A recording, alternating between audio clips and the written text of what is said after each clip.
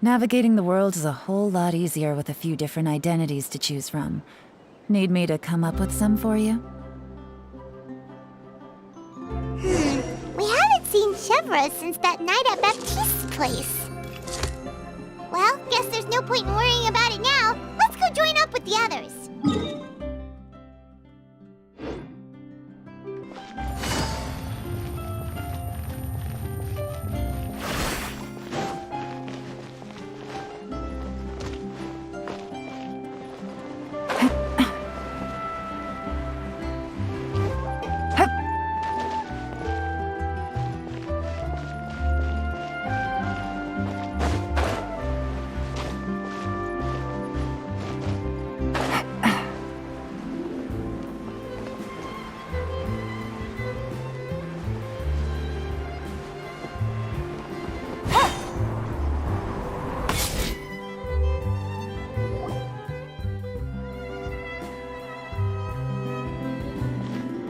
Good morning!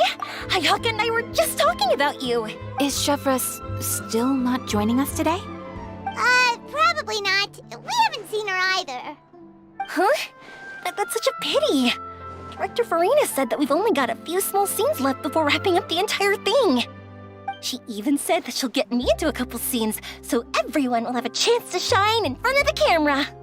We were also planning on having a victory feast once we're all finished filming. You can join us, right? If only Chevros was here. I still haven't taken a photo with her. I'm afraid that can't be helped. Those special patrol folks are like phantoms when they've got a case on their hands. But to be honest, I'm even more concerned by what I read in the Steambird earlier this morning. It said that the killer in the murder case was none other than the author of the Two Musketeers. Oh yeah, I heard about that too. He came forward and confessed his crimes, but gave no explanation as to why he pulled the trigger. We didn't know about this case at all when we joined the film. Is it going to affect the reception of our work? From a pure publicity standpoint, this will draw a lot more attention to our film. I have to say, though, that no director can be perfectly comfortable with garnering attention through means other than artistic skill. To be fair, I feel like that ship sailed the moment you allowed yourself to be named as the director on our posters. It's not my fault that I'm super popular. What was that saying again? My popularity has, Sunk to an all-time low? spread to the four corners of Tibet.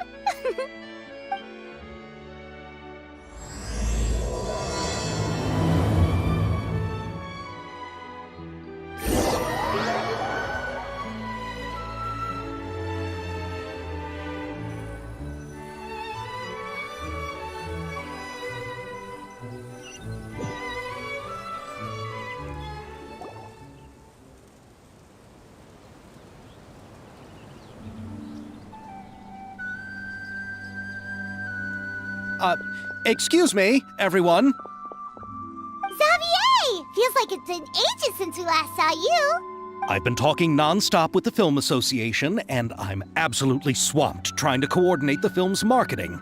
So forgive me for not being around more often, but please believe me when I say that I will make sure everyone's hard work gets the exposure it deserves.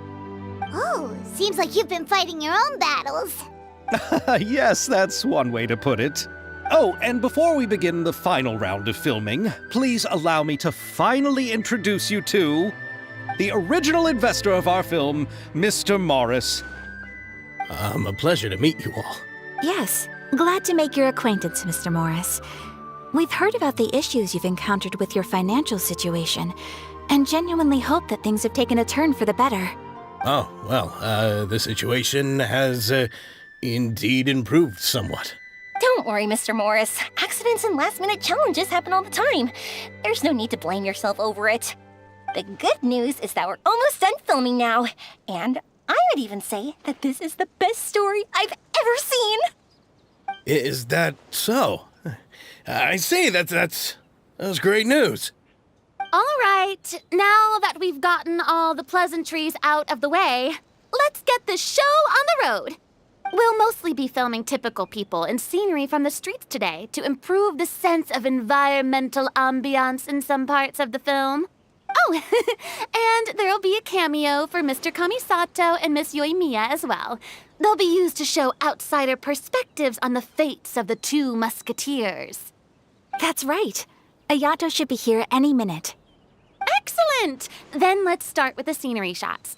Camera and clapper loader, you're up. Yep, we'll be ready. Remember, all we need are some wide zoom shots of the streets. If you happen to find some particularly lovely patches of flowers and grass, feel free to grab some close-ups of those as well. Ready? Lights! Camera! Action! Okay, now move the camera slowly. Try to focus on that flower. What's wrong? Just adjust the focal length a bit. Something the matter? Huh? But wasn't it working fine for all the days before? Veronique, can we try a different camera? No problem.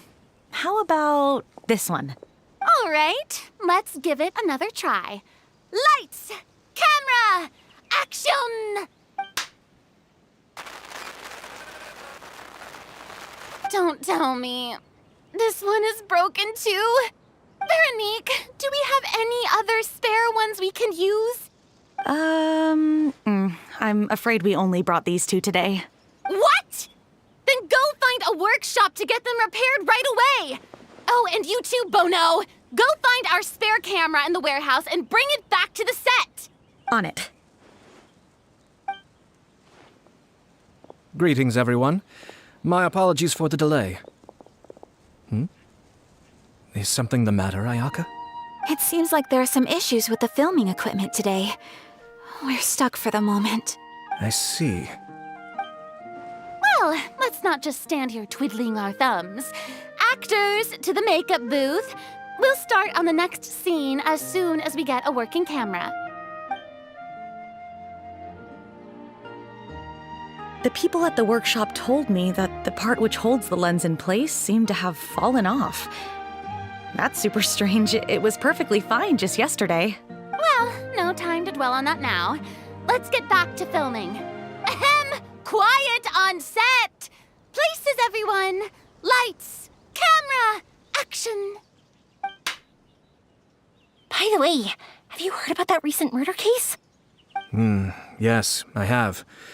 It seems that they've caused quite the commotion in the city.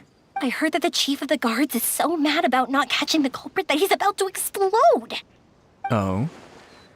I find that quite hard to imagine, considering how he already looks most days. Director, we have a problem. Oh, we're in the middle of a take! Couldn't you wait until we wrapped up this scene? No, Director, our film, all the finalized film that we've been keeping in the case has disappeared. Oh, wait, what did you say? Mr. Bono, please take me to where the film was kept right away. I'm coming too. No, Yoimiya, you have to stay here. Oh.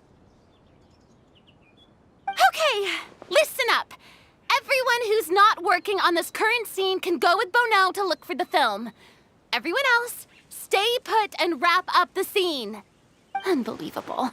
How could all these problems happen in just one day? We're back. How did it go? Did you find the film? We found it in the sewers. Huh? In the sewers? Is the film still okay? We discovered it just in time, so we should still be able to salvage it. The others are checking now to see if we lost any specific scenes. You scared me for a moment there. I nearly thought we had lost everything. I really don't want to experience that feeling of despair again. Okay, but who could have stolen the film and dumped it there? Could it be, some competitors working on other films? But if they wanted to harass us, why wait until the last day? Okay, we don't have time to really look into it right now. Let's strike while the iron is still hot and wrap this thing up once and for all. Yeah, let's finish it.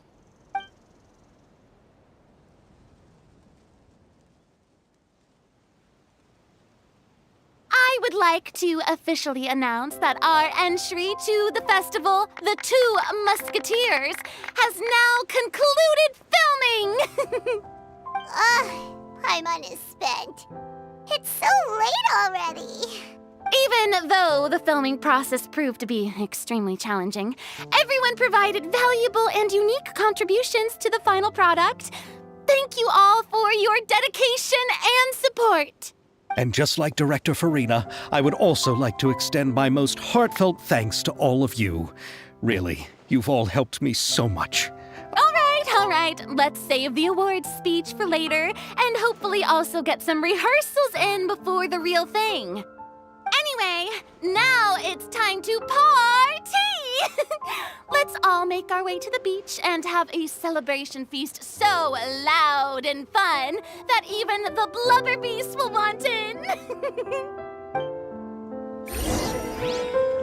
party! Paimon wants to party!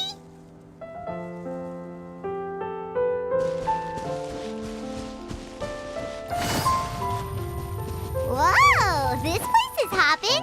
Everyone's finally getting to relax after wrapping up the film. Let's go chat with someone.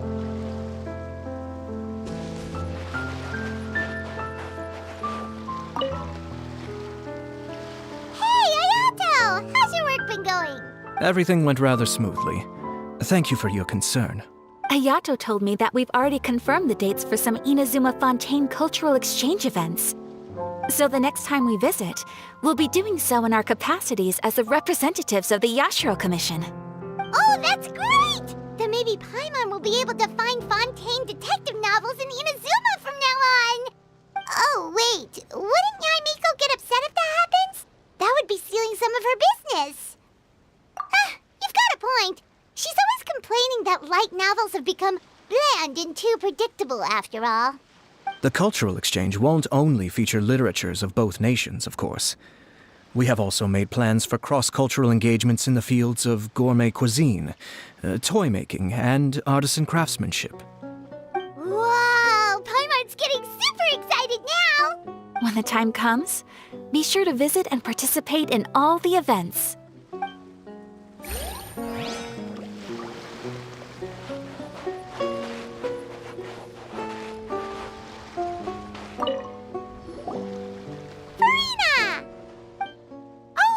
My darling clapper loader and camera operator, you've both worked really hard. Paimon thinks you worked even harder than us. Honestly, Paimon was getting a little tired of playing with the clapperboard by the end of it. Worst of all, Paimon started having dreams of you shouting, "Lights, camera, action!" into Paimon's ears. The actual dream can't even start until you've yelled that. Hey, if anything, shouldn't I be more grand and delightful in your dreams? We've been through so much together, and that's how your brain remembers me? That's not Paimon's fault. We've just used the clapperboard too much lately. Anyway, what's most important is that we wrapped the film. I'm pretty confident that we'll take first prize. Hey, no need to mention the official name. Wait, now that you mention it, if we did win the prize, would Farina just get a statue of herself? Come on, I don't need that kind of attention. Xavier can accept the reward on our behalf. But just imagine! Farina accepting the Farina Award and holding a Farina statue. I'm going back to my dessert now. You all can keep discussing that on your own.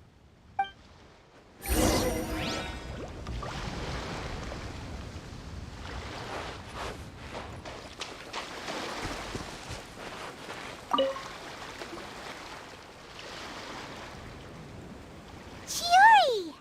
Hey, you two. Are you not really into these kinds of big social occasions? Not particularly. But this is still better than Fontaine Fashion Week. But if this film becomes a big hit, people will definitely come flocking to your shop. Yes, that's highly likely. As long as the film can premiere as planned. Are you still worried about the case? That and all the obstacles we had to face today. You're right. It's as if all our bad luck just manifested at once. But why today of all days? No, it's nothing. We've already delivered the film to the editors, so there should be nothing more to worry about. How are you doing, Mr. Morris? You having a good time? Well, you could say that. Do you happen to know when the party is scheduled to end? Judging by how much fun everyone's having, I'd say probably not until well after midnight. Is there something that you still have to take care of at home, Mr. Morris?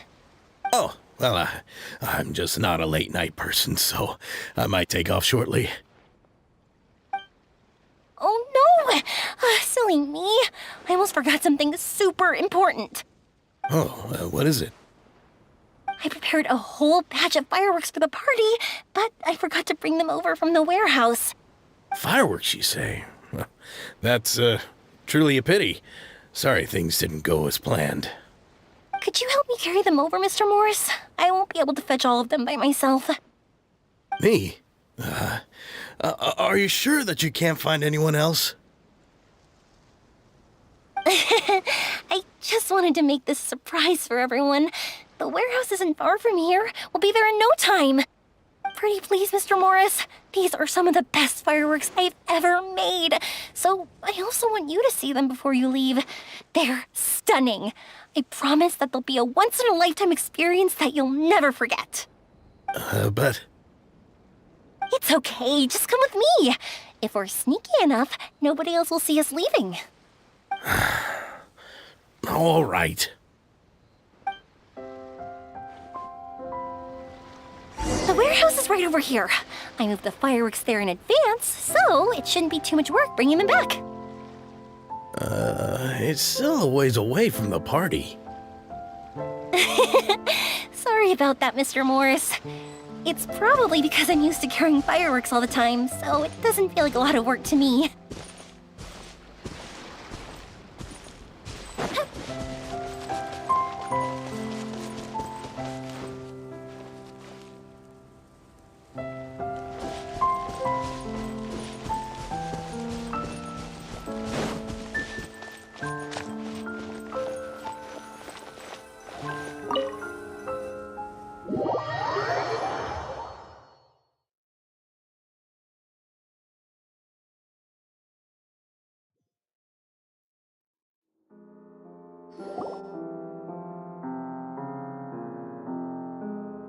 It's dark in here. Wait here, Mr. Morris. I think the light switch should be somewhere over here. Why did I have to get roped into this? What was that?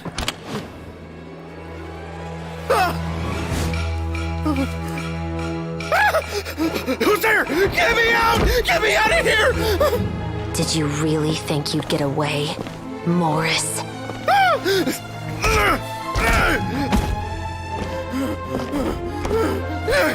You've got the wrong guy. It wasn't me. I'm not the killer.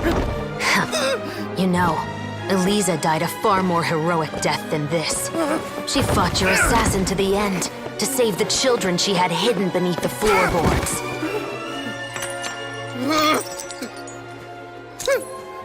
That is Eliza's pendant, the one with a photo of you two inside. The one you gave her. Ring any bells? It's a fake! It has to be! There's no way! No way your assassin didn't destroy it, you mean?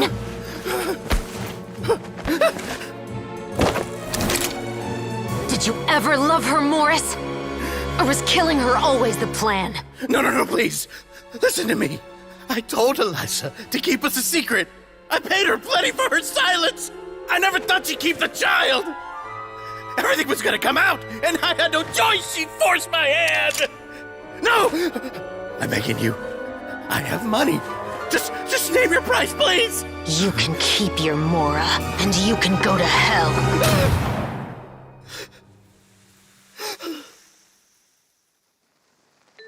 I'm Captain Shovraz of the Special Patrol.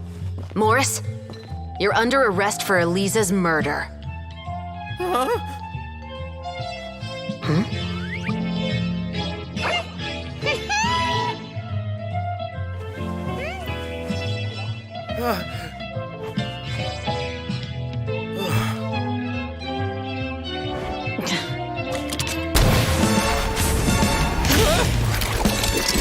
You're under arrest too, prop manager Veronique. Or perhaps I should call you the Second Musketeer.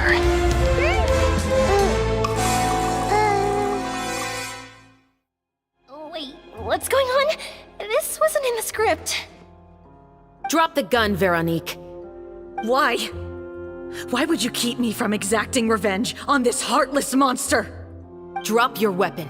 This is my final warning.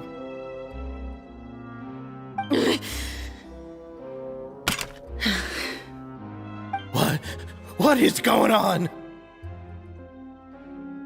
Do I have to spell it out for you, Morris? Everything that took place just now was staged to get you to confess the truth. But this last part is all improv, of course.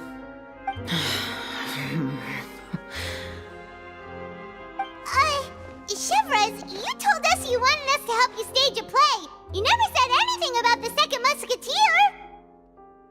It's because even I had no way to confirm my theory until now. Thank you for your performance, Yoimiya. Could I trouble you to go and bring in the other Special Patrol members? They should be on standby just outside. Oh, and please tell the other cast members not to worry about us. We'll be rejoining them shortly. On it!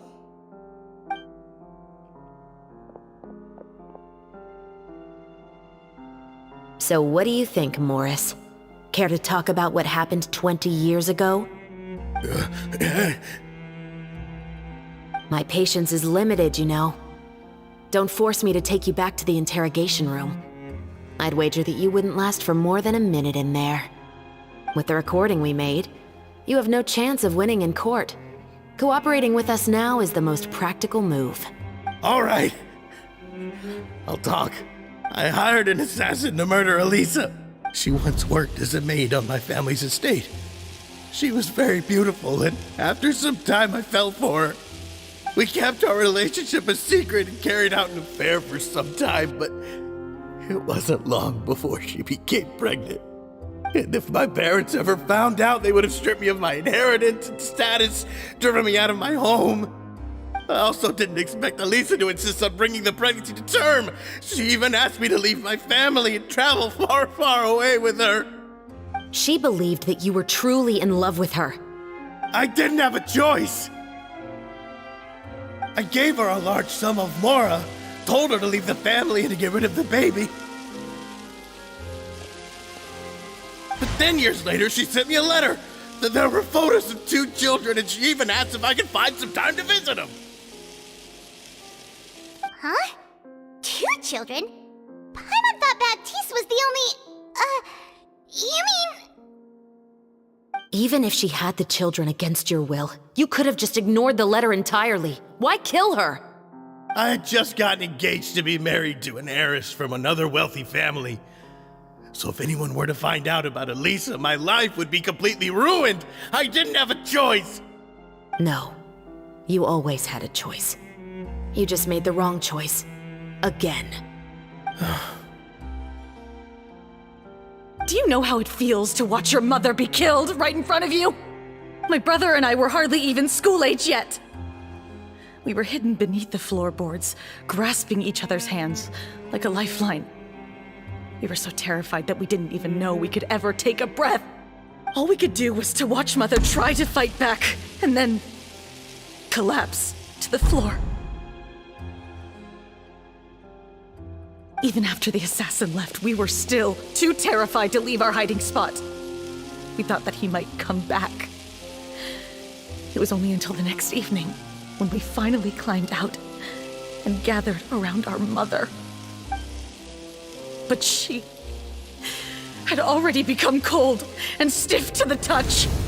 You made up your mind right then and there to bring this case to light. Not only that, we resolved to get our revenge. And that's why you became the Musketeers. No, that's why I became a musketeer! The man from before was also killed by me. My brother had nothing to do with it. I figured as much. You did? I once told these two that he didn't look like a killer to me. His confession from that night also rubbed me the wrong way. I think what really tipped me off was, how could I not feel a sense of regret in him? Huh? He confessed faster than any criminal I've ever met, but he didn't say a single word about you. He insisted that he was the sole perpetrator in the case. But after the questioning ended, I disassembled the musket we dug up from his backyard, put it in front of him, and told him to reassemble it. Wanna guess how far he got? He had no idea where to even start. He's never touched a gun in his life. Based on that, I determined that he was not acting alone. He only surrendered himself to draw our attention and create a moment of opportunity for his partner. So, I decided to play along. And as expected, the second musketeer followed us without hesitation once she saw Morris get separated from the rest of the cast. Besides, why else would he call the novel The Two Musketeers? But how did you know it was Veronique? I figured it out the moment Baptiste told me his father's name. That so-called financial crisis was all just a ruse. He just wanted to sign up as the investor and then leave the film without any source of funding. After all, he has a vested interest in minimizing the reach of this story. It's really just the same thing as what he did to Eliza all those years ago. Human scum. But then Xavier pulled out all the stops and got the film made against all odds. Morris couldn't have that. With the killer in custody, he figured it was safe to act. And so he came to visit the set today, just as I expected. Wait, so you were behind all those mishaps today? As for the identity of the second musketeer, I assumed they'd probably stay close to Morris and look for an opening. And if they already knew that Morris was the film's investor, then that narrowed the list of potential suspects as well. Furthermore, being the props manager would allow the culprit to avoid scrutiny by purchasing mechanical parts in the name of the crew. With that hypothesis in mind, I went back to check Baptiste's orphanage adoption records. Guess whose name I saw on the same page, just a few lines from his. My brother. He trusted you. As in, he trusted me to perform the deed on his behalf? He trusted you to stand on the side of justice. I am. I thought you could do it as well. Oh, the look on your face when you told him to go to hell. I really thought you'd put a bullet in his brain. You know what he has done. Are you telling me that you'd rather see him spend the rest of his life living like a king in the fortress of Meripede? I will never be able to forget the feeling of my mother's cold, lifeless hands. And you would call this ending fair? Is this what you call justice? I won't lie, Veronique. I did hesitate when your brother first told me about the truth. I wondered. I agonized over whether I should really put a bullet in his head. So why don't you? Because that should never be how justice is carried out in this world. Perhaps, to you, justice is simply reciprocated, an eye for an eye, and a life for a life. But everyone has their own understanding of justice. If everyone were to pursue their own definition of it, there would be no more order in this world. Today, you'll kill Morris, and tomorrow, his children may come for you. The world cannot render judgments based on a desire for revenge. That will only lead to a cycle of revenge, as well as the destruction of order and civilized society. Fontaine is founded on a set of laws and a standardized code of justice. That is why we are the nation of justice. But with all that said, I will promise you this. Morris will not lead a cushy life in the fortress of Meripede. Chevrus? The rest of the Special Patrol is here. Thank you so much, Yoimiya.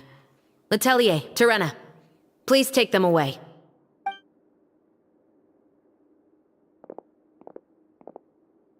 I still can't agree with your reasoning. I know. Justice has not been delivered. At least, not today.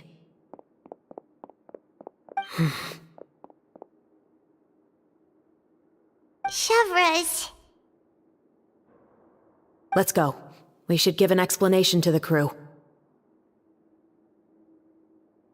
Thank you for your concern. I'm fine. I'm just thinking about the things in life that have driven people to take justice into their own hands.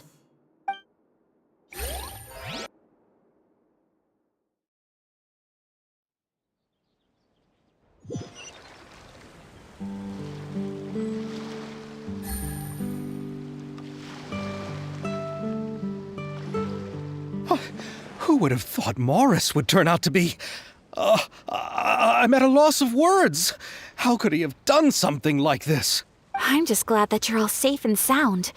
Who knew that such a labyrinth of cases would be behind this story? Well, what should we do now? We have a finished film, of course, but should we still go ahead with the premiere? What do you mean? Shouldn't you be even more motivated to spread the word now that you've learned the truth? Chiori is right. I'd also like more people to see this story for themselves. But the real ending of the story seems to have deviated somewhat from the one in the script. Is that still acceptable to you, Miss Chevres? The call is yours. We still have time to reshoot an ending if that's what you'd like. No, it's fine as is. I like what we have for the catharsis. Romanticism is what gives works of art their appeal. Fiction is able to explore means of restitution that could never work in real life. Just like the real world, the world of stories also has its own set of rules and justice. These different possibilities are what initially drew me to reading in the first place. Sounds good to me. I support your decision. What about Veronique? Will she be okay? She will soon face her judgment alongside her brother and Morris. If I had to guess, they'll probably all be sent to the fortress of Meripede. I'll make sure to give Risley a heads up about it. Oh, you mean that kind of heads up? Exactly. Ahem. All right, then the matter's settled. Now that everything's been taken care of, there's no reason for us to keep looking all gloomy and grumpy. Let's get back to the feast and enjoy each other's company. We'll be starting the post-production process tomorrow. You should join us, Chevres. You missed the first few hours of the party, didn't you? All right. Count me in. Then I'll wait for you over there. There's still some good news that I'd like to share with Chevres. Traveler, Paimon, could you wait for me by the sea after the party ends? I'd like to go on a brief walk with the two of you. Thank you very much.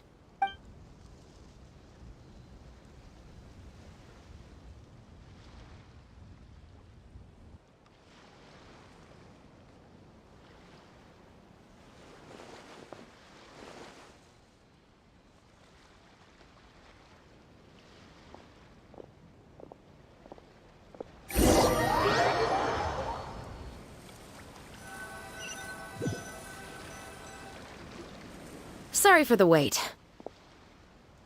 Oh, we weren't waiting long at all. Is there something else you wanted to tell us? No, I don't have anything new to share. I just felt that since you were my investigation partners, I should have another conversation with the two of you. Traveler, how would you have responded to Baptiste's request if you were in my shoes? When I was young, my father often took me here to swim. We'd come rain or shine, even when it was freezing cold. He told me that swimming was the best activity to train one's strength of will. You could never give up before reaching the shore, especially when the water was cold. Oh? Why's that? Because the moment you give up would be the moment you die. At that point, I still hadn't received my vision. One winter, the chilly wind felt almost like knives on my skin, and the seawater was so frigid that it numbed my toes the moment I stepped in. I cried and begged my father to spare me from having to swim across, but he wouldn't listen. He used to be a member of the Special Patrol as well. You could say it was his way of educating his children. That sounds awful. When he saw that I wouldn't stop crying, he just picked me up and tossed me into the icy water. The bone-chilling cold took away my senses. I couldn't feel anything but fear and rage. I waited for my father to save me, but one look and I knew he'd already started swimming for the opposite shore. I realized that if I were to give up, I really would die right then and there. I used all of my strength to try and catch up to my father. Those few minutes felt longer than my whole life up until that point. I did, however, make it to the other side. I've never felt afraid about anything in my life after that, nor have I ever cried again. That way of teaching would have never worked on Paimon. Yeah, I don't think that was the right method for anyone. It's just that, working now as I am in the pursuit of justice, I still sometimes feel like I've been tossed into that winter sea all over again. The anger and the helplessness. Chevres. But the worse I feel, the more I know to never give up. The alternative would be to forever lose myself among the waves. Anyway, how about a race? Neither of us will drown, but we can still see who swims faster. You guys go ahead! Paimon will grab the clapperboard to mark the start of the race.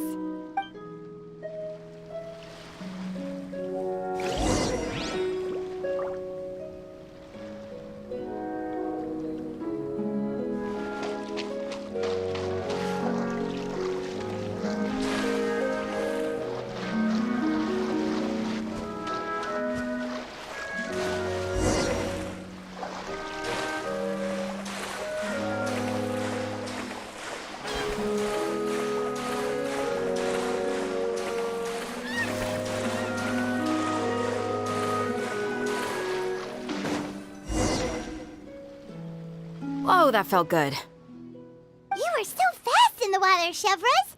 You were swimming even faster than Paimon can fly. So, about the Special Patrol, did you join because of your dad? Partly, but I'd say I was more inspired by the heroes I read about in stories growing up. Oh, so it's due to your love of stories. Of course, it was only after I joined the Special Patrol that I learned that truth is often stranger than fiction. Come on, let's walk a bit more.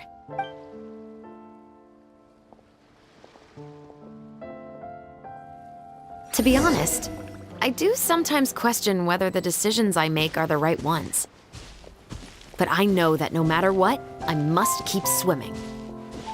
Because the only thing I've got my eyes on is the shore in the distance.